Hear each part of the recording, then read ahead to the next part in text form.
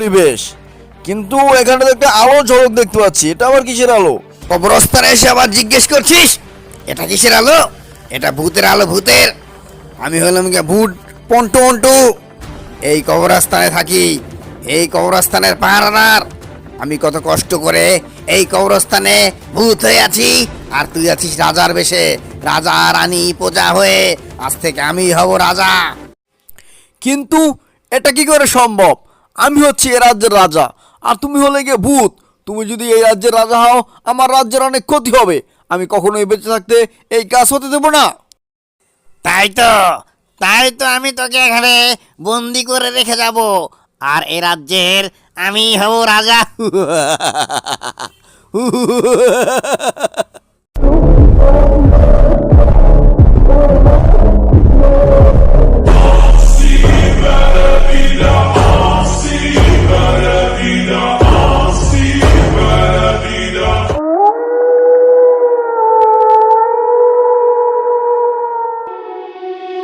Getting stronger every day.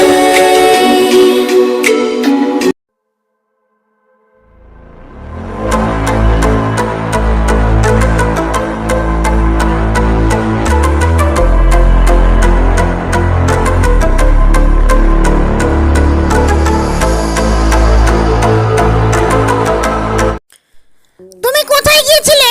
এতদিন পর এলে। আমি তো তোমাকে খুঁজে খুঁজে হয়রান হয়ে গেছি। আমি একা প্রাসাদে থাকতে থাকতে হয়রান হয়েছি। আমি, বাবা, আমরা সবাই তোমাকে খুঁজছি। তুমি এতদিন কোথায় ছিলে আর কেমনই আছো? চুপ কর বেয়াদব মহিলা, মুখে মুখে এত কথা বলিস। আসার সাথে সাথে হাজার প্রশ্ন। আমাকে খেতে দে, খেতে। আমি আমার মনে হয় হাজার হাজার বছর ধরে না খেয়ে আছি। আমার ক্ষুধা লেগেছে, ক্ষুধা, অনেক ক্ষুধা। এই রাজপ্রাসাদে যত খাবার আছে সব খাবার আমাকে এনে দে। ক্ষুধা লেগেছে, ক্ষুধা, আমার অনেক ক্ষুধা লেগেছে। খাবার আন। আমি শুনলাম তুমি বৌমার সাথে খারাপ ব্যবহার করো। এই অভ্যাস তোমার হয়েছে কবে থেকে? আমি বলছি আমাদের রাজবংশে কিন্তু এই সব নেই। তুমি সুন্দরভাবে ভালোভাবে চলো আর রাজ্য পরিচালনা করো। আব্বা হুজুর, আমি বলছি এইসব বিষয়ে আপনি মাথা না কামালেও হবে। আমাকে আমার মতো রাজ্য পরিচালনা করতে দিন, আর আমার বউকে আমি সামনে রাখতে পারবো। আপনার এ বিষয়ে চিন্তা না করলেও হবে। বন জঙ্গল ঘুরে তো দেখি তুমি বেশ ভালোই কথা শিখেছো। বাবার সাথে মুখে মুখে বেয়াদবি করতেও শিখে গেছো। তুমি ভুলে গেছো যে তুমি একজন রাজপুত্র আর আমি একজন রাজা। আর আপনি ভুলে গেছেন যে আমি আপনার ছেলে। আমি হচ্ছি গিয়ে এই প্রজন্মের রাজা, মানে ভবিষ্যৎ রাজা। আজ থেকে আমি আমার দায়িত্ব বুঝে নিলাম, আর এই রাজ্যের রাজা আজ থেকে আমি। আপনি সুন্দরভাবে বিশ্রাম করতে পারেন। আপনার আর এই রাজত্ব করার কোনো দরকার নেই। কোনো দায়িত্ব নেওয়া। রাজা প্রজা সব দায়িত্ব আমি নিয়ে নিচ্ছি। আপনার কাছ থেকে ছুটি। এই যে শোনো, আমি তোমাকে বলছি, যদি তুমি সুন্দরভাবে না চলো তাহলে আমি তোমাকে কারারুদ্ধ করব এবং দাস দাসী করতেও দ্বিধাবোধ করবো না। অতএব বুঝতেই পারছো আমার আদেশ অনুযায়ী তোমার চলতে হবে। আমি এখন চললাম। কিন্তু তুমি তো আগে অনেক ভালো ছিলে, হঠাৎ কেন তুমি এত পরিবর্তন হয়ে গেলে? আমাকে ভালোবাসো না, উল্টো আমাকে শত্রু মনে করো, বলো কেন? আগে যা ছিলাম সেই কথা এখন আর বলে লাভ নেই। আমি এখন যা বলছি সেটা তুমি মন দিয়ে শোনো। আজ থেকে আমি যা বলবো তুমি তাই করবে, আর তোমার সাথে কথা বলায় সময় নষ্ট করবো সময় আমার নেই। আমি এখন চললাম।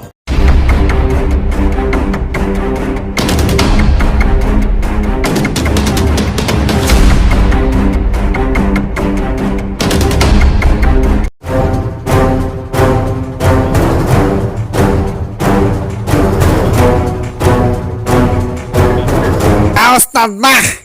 আপনাকে তো রাজার বেশে খুব ভালোই লাগছিল। দেখে মনে হচ্ছিল যে এই পৃথিবীর আপনি রাজা, আর আমরা হলাম গিয়ে প্রজা। এই পৃথিবীর সব মানুষের রক্তগুলো আমরা চুষে চুষে খাবো। আপনি তো আছেনই। চুপ কর বোকার দাও, চুপ কর। এত কথা বলিস কেন?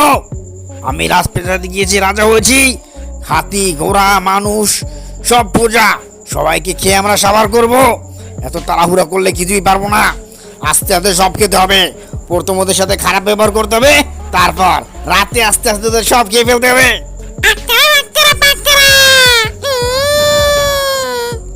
হাজার হাজার হাজার হাজার বছর পর রক্তের সুঘ্রাণ পাবো।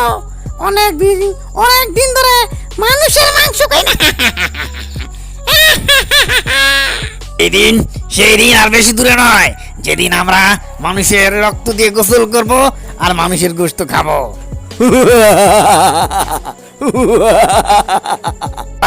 যে যার মতো আজকে কবরস্থানে থাক, আমি চলে যাচ্ছি, কারণ আমাকে গিয়ে তো আবার রাজ্যভার সামলাতে হবে।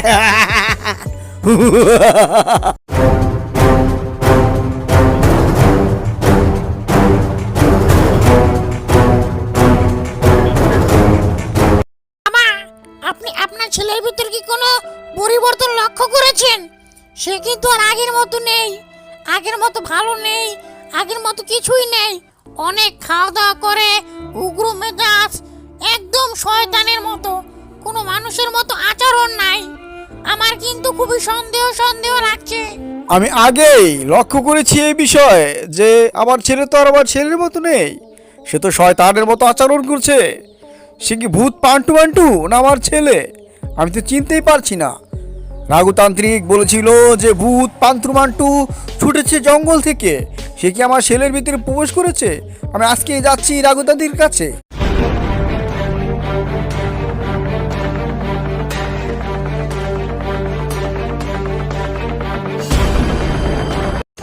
রঘুতান্ত্রিক, আমি বিশাল এক সমস্যা নিয়ে তোমার কাছে এসেছি। কিছুদিন ধরে আমার ছেলের মধ্যে বিশাল বড় পরিবর্তন দেখতে পাচ্ছি।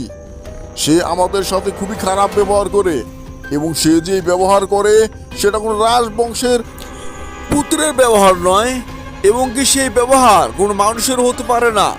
আমি সন্দেহ করছি সে আমার কোনো ছেলে না, সে কোনো অন্য প্রেতাত্মা আমার বাড়িতে ঢুকেছে। চঙ্গা জগিষ্যা।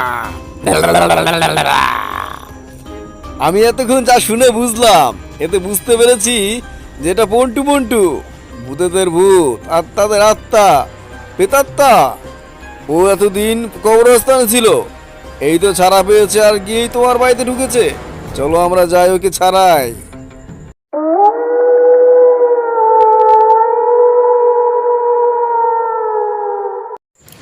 মহারাজ, এমনিতেই অনেক দেরি হয়ে গেছে, এখন আর মোটেই দেরি করা ঠিক হবে না।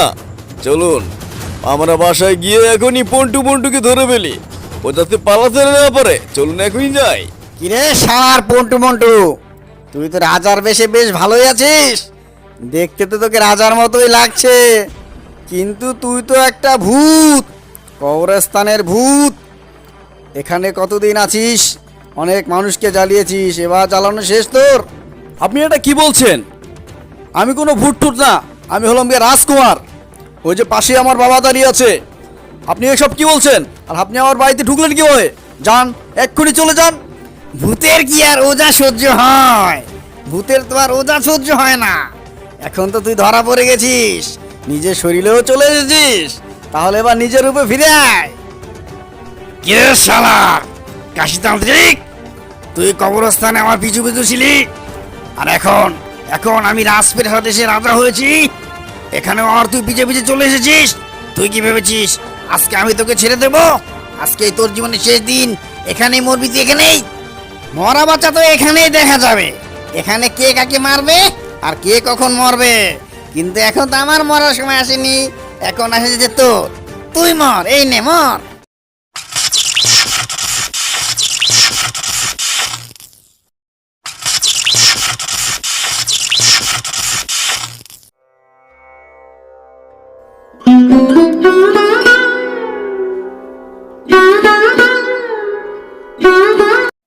I'm about to go off like a weapon. Fuel to the top, got a filled up engine.